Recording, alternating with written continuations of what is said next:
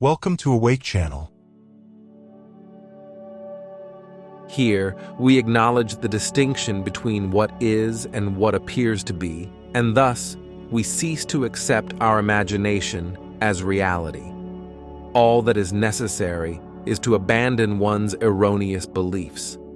Words are not facts, but only ideas about facts. What Hsin points to is to directly contact reality itself without allowing your belief system to intervene. Therefore, do not interrupt. Look at the situation in a different way, and so we can perceive what really matters. It is irrelevant whether you agree or not with what will be said.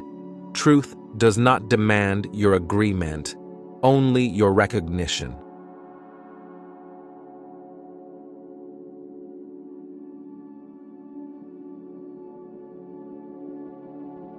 It may seem like an achievement, but it is not. You gain nothing, only lose. There is nothing to learn, however, there is much to unlearn. It takes immense patience to understand and discern this. It is a long process of unlearning until discernment appears in an instant, and when it appears, it is unspeakable.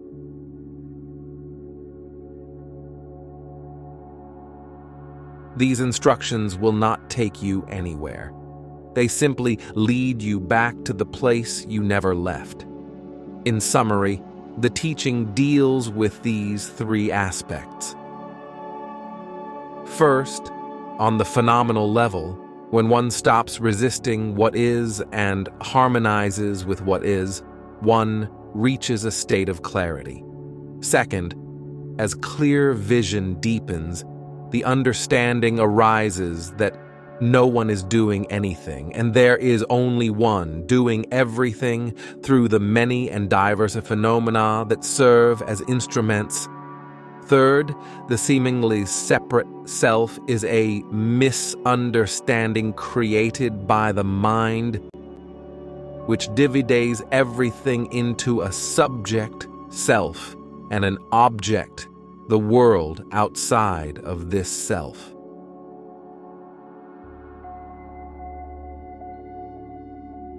This apparent duality, this feeling of being separate and apart, is the cause of basic unhappiness.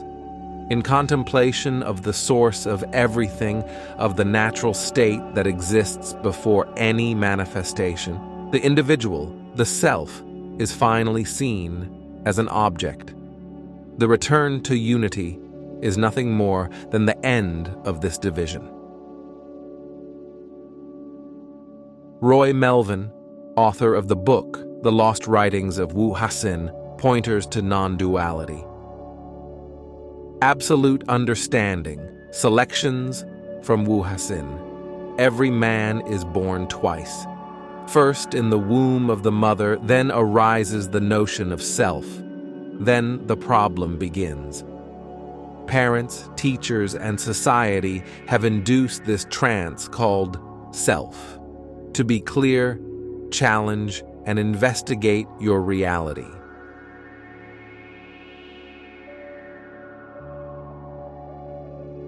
Direct cognition is available here and now. Let me produce a massive fire and fuel it with all concepts, judgments, and ideas.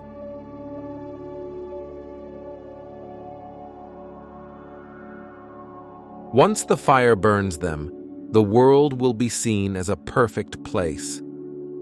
Here is the absolute simplicity of the matter. In the absence of identification with anything, who are you?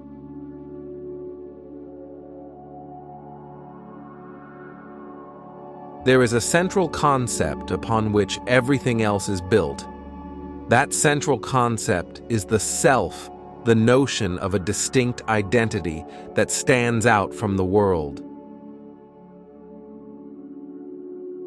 The final step in a spiritual journey is to lose oneself. Trust that what brought you here will also lead you there.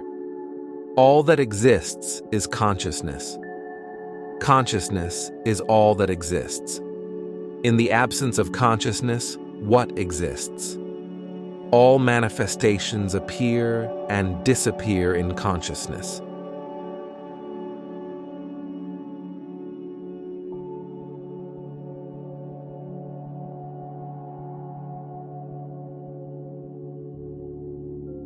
Believing that which is transient can lead to the permanent is to be disappointed. What comes and goes is just an appearance. What perceives all comings and goings is the only substance.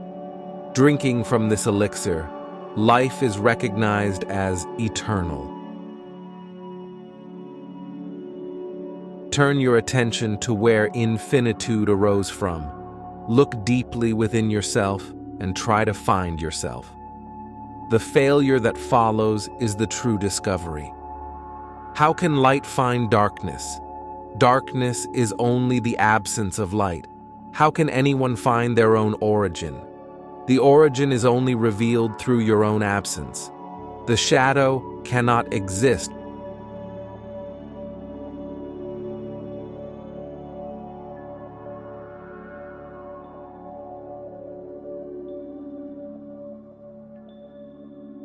How can the world exist for you if you are not there to perceive it?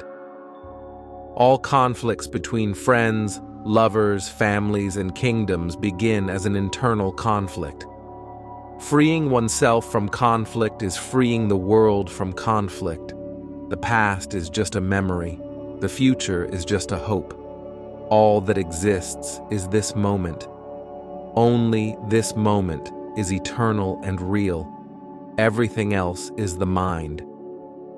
Why do you complain about darkness when there are extinguished candles by the bedside? It is quite simple.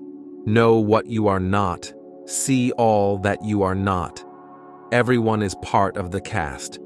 When the scene ends, there is nothing to take away, only the memory remains. Sooner or later, the curtain falls on everyone's stage performance.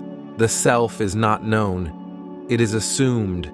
It is nothing more than an idea. Like all ideas, it can be ignored or believed. To end this chaos, inquire into the reality of the self. What remains is not the self. It is what always is. In the absence of self, only the infinite remains. What you truly are is formless and without description. It is not the world, not the body, not even the mind. What you are is prior to all that. Who you are is what cannot be expressed. Who you are is the eternal.